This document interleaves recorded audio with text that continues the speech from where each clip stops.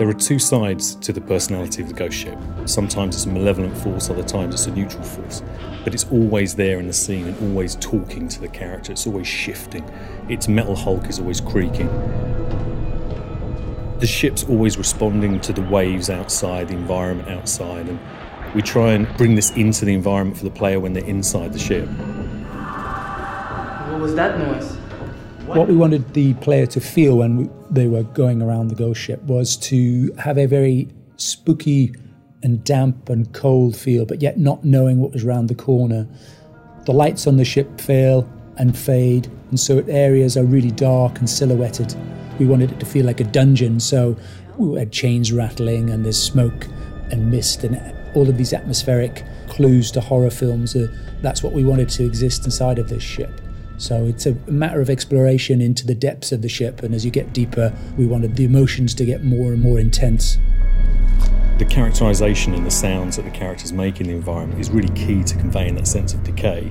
They're walking around the environment in bare feet, and the sounds they make as their feet hit the environment has to be sharp, edgy, rusty and dusty. It's a really hard sound to recreate.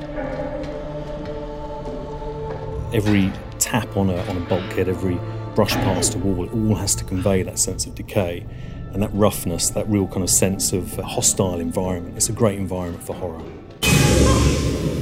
The way the ship's built, there's lots of very unique areas that you wouldn't normally find in everyday sets, such as very long, tight corridors, and they can present somewhat of a challenge when you're thinking about how to shoot in there, but you can kind of use that to your advantage by making shots that work in there that then lend a certain character to it. So, for example, we used very short lenses to deal with those wide corridors, which then gave it a nice distorted feel at times and a very acute angle to some of the shots, which creates a certain tension, which was actually really fitting for those scenes in the ghost ship. Where are you taking me? Now, why would I tell you? It's a nice mixture between uniformity of the military style structure and also the chaos of something that is old and creepy and has kind of been overtaken by nature a little bit.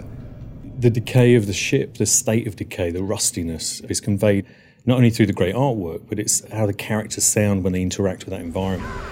It all needs to offer that kind of sharp edginess, and that's a great environment for horror.